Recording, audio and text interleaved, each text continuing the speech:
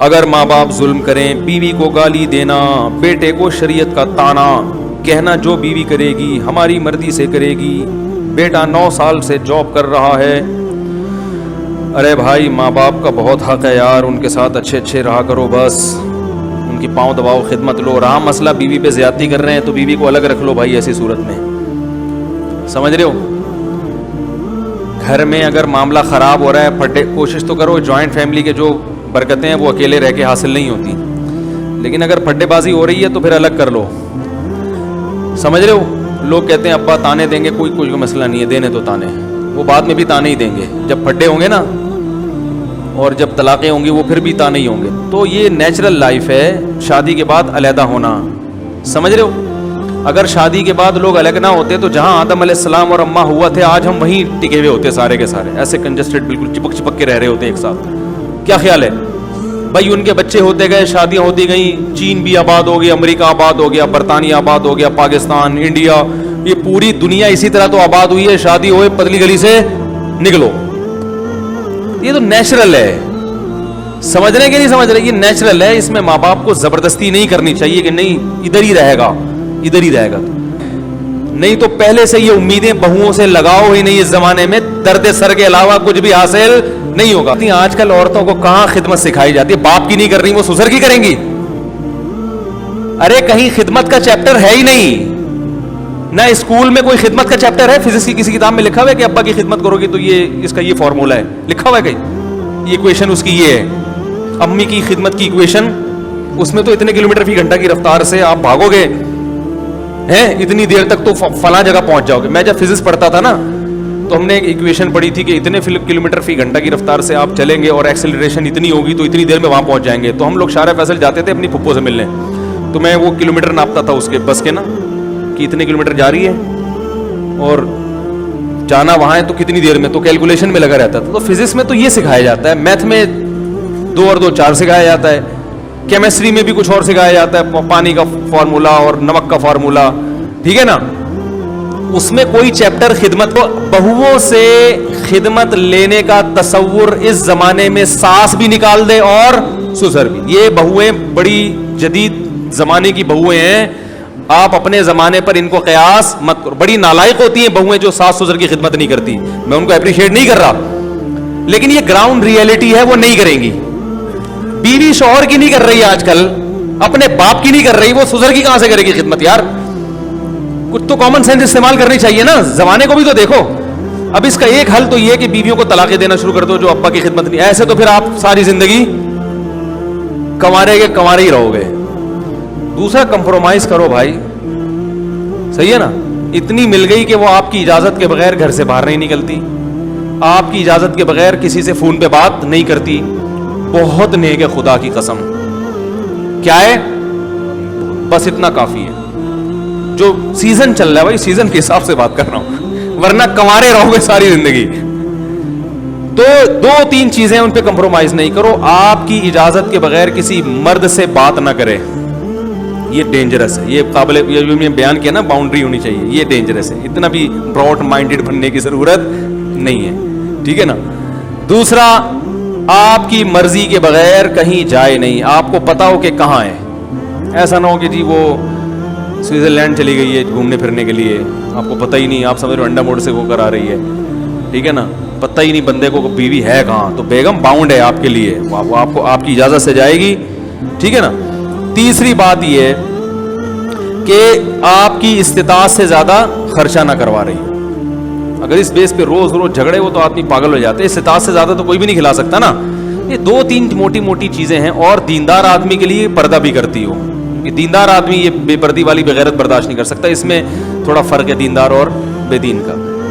تو اور نماز، ہماری رائے میں نماز پہ بھی ہم کمپرومائز، نماز بے نمازی نہیں چلے گا بھائی ہمارے ساتھ، نماز پڑھنی ہے، پردہ کرنا ہے، شوہر کی اجازت کے بغیر گھر سے باہر نہیں نکلنا۔ 3 چیزیں کر رہی ہے، بہت اچھی نیک بیوی مل گئی، بس گزارا چلاؤ اس کے ساتھ۔ ابا اماں کی خدمت کرنی چاہیے، نہیں کر رہی آپ خدمت کر لو ابا، ہاں برا بلا نہ کہتی ہو، ایسا نہ ہو کہ ابا کو جا کے سنا رہی ہو، اماں کو جا کے صلواتیں سن، یہ غلط ہے۔ خدمت نہیں کر رہی تو بولو اس نے اپنے باپ کی نہیں کی تو یہ میرے باپ کی کہاں سے کرے گی، اور آپ کون سا اپنے باپ کی خدمت کر رہے ہو میرے بھائی، آپ کہاں اپنی ماں کی خدمت کرتے ہو؟ پہلا حق تو بیٹے کا ہے کہ اپنی ماں کی خدمت کرے. سارا دن کبھی پوچھتا ہے نہیں, بیوی پہ آگے روب جماتا رہتا ہے. تو عورت کو چاہیے کہ اپنے ساس سسر کی خدمت کرے, اس کی اخلاقی ذمہ داری ہے. لیکن نہیں کر رہی تو اس بنیاد پہ طلاقیں. بولو بھائی, مت دو, گھر مت اجاڑو.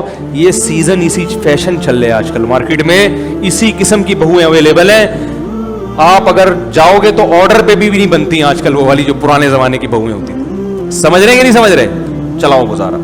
تو ہاں, میں یہ کہہ رہا تھا کہ نہیں بنتی, لڑائی جھگڑے ہو رہے ہیں بھائی, بیگم کو الگ. تو میں نے گھر میں کہا ہوا ہے کہ بیٹے بالغ ہوں گے الگ رہیں گے, ہم خود ملنے چلے جایا کریں گے بہو سے. کیا خیال ہے بھائی؟ ہم خود ملنے چلے جائیں گے بہو سے بھی, بیٹے سے بھی. بھائی ہم آ گئے, تمہاری مرضی, پاؤں دبا دو, سر دبا دو, سر پہ مالش کر لو, ثواب ملے گا. نہیں کرتے بھاڑ میں جاؤ, ایسی کی تیسی. ٹینشن لینے کا نہیں ہے. لوگوں نے ٹینشن لی ہوئی ہے یار, بیٹا خدمت نہیں کر رہا, بہو پوچھتی نہیں ہے. او بھائی, آج کل اللہ کا خوف کہاں ہے؟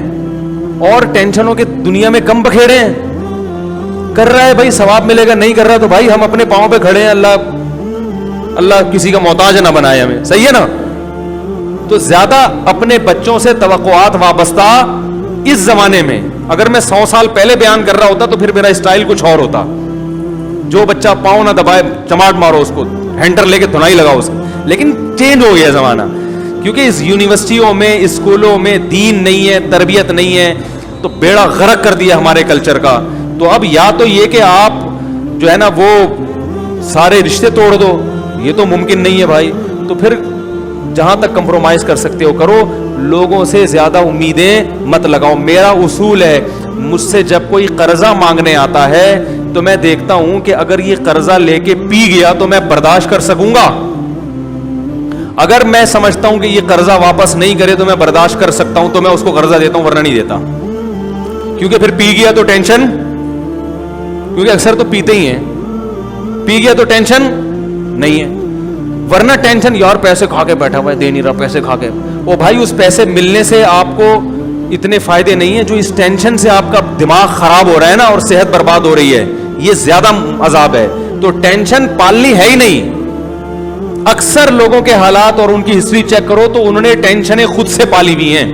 ایک آدمی کہہ رہے میں نے اپنے بچے کو اتنا پڑھایا, اتنا لکھایا, اتنی تربیت کی, کم وقت کیا نکلا.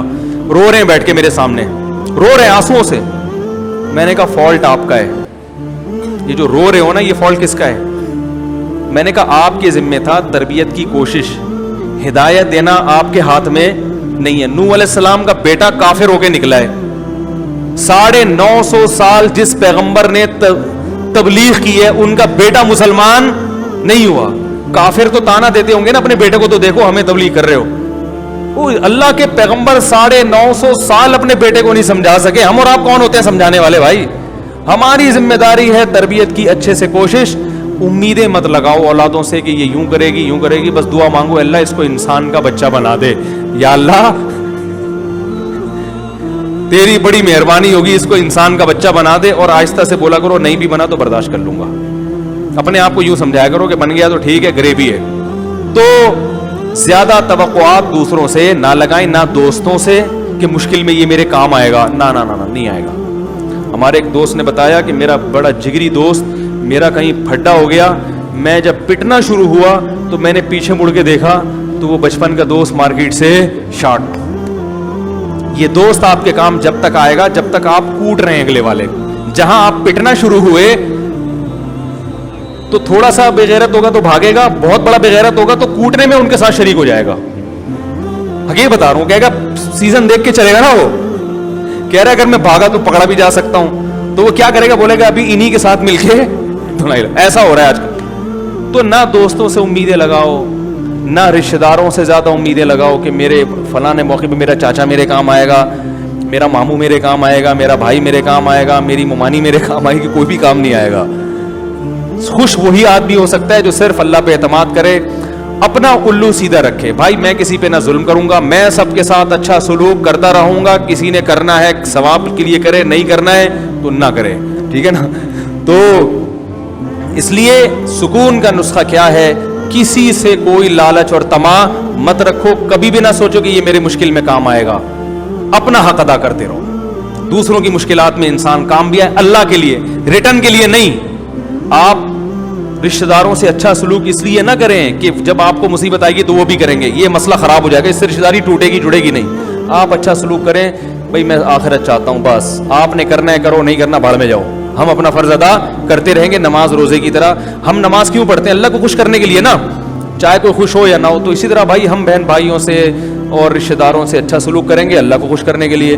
اس کا ریٹرن آپ دے دو, اچھی بات ہے, نہیں دو کوئی پرابلم نہیں ہے, کیونکہ ہم امیدیں لگا کے ہی نہیں بیٹھتے.